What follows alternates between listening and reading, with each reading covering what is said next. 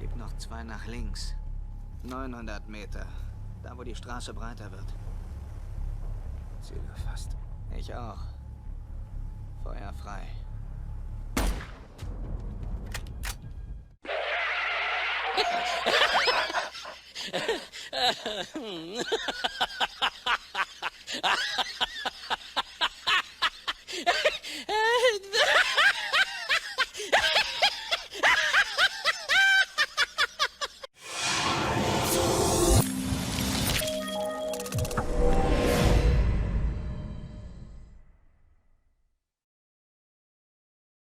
โอเค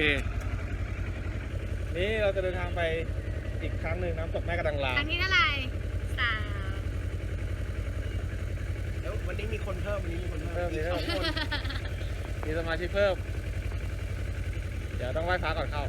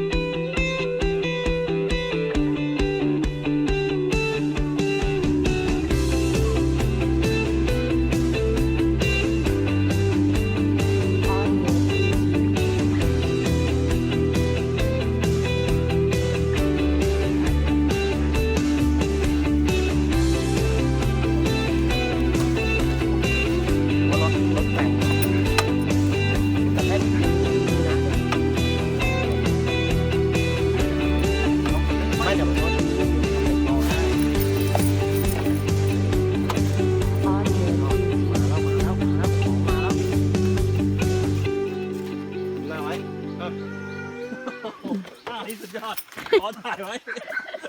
ดีที่เหม่งกินข้าวมาแล้ว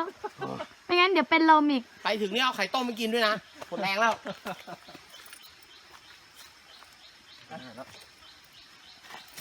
เฮ้ยแป๊บฉีกเว้ยแป๊บฉีกว่ามาสิ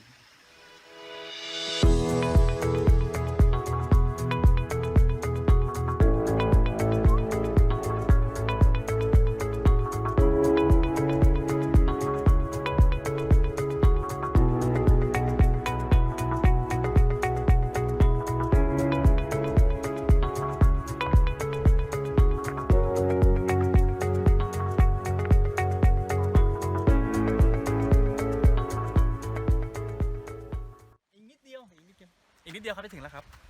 เป้าหมายของเราวันนี้เราพา เขาเรียกว่าเรามาเทสดูครับเรามารับน้องครับเรามารับ CB 150ตัวใหม่ล่าสุดคนขี่ก็หนักด้วยรีวิวถ้าไอ้กวางมารถกระดกหน้าเลย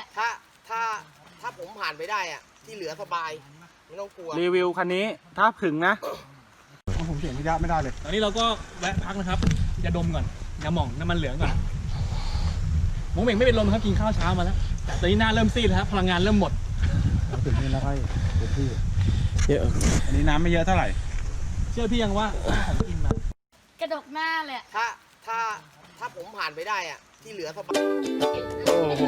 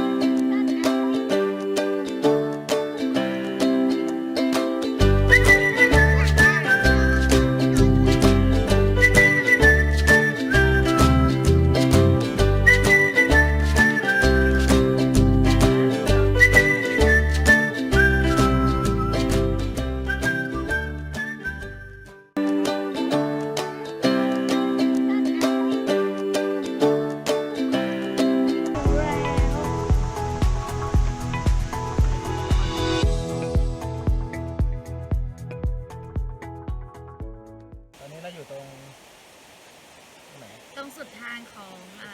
ทางเดินไปน้ำตกแม่กลางลาจริงๆแล้วต้องเดินต่ออีกกิโลนึงเมื่อกี้เดินไปแล้วเดินไปได้ประมาณน่าจะเกินครึ่งทางแต่ทางมันเดินยากมากทางแบบเป็นหินแบบยากเลยอ่ะต้องเดินเก่งนิดนึงอ่ะก็เลยเราคิดว่าเราอยู่นี้ดีกว่านั่งแบบเล่นๆนั่งชิวๆ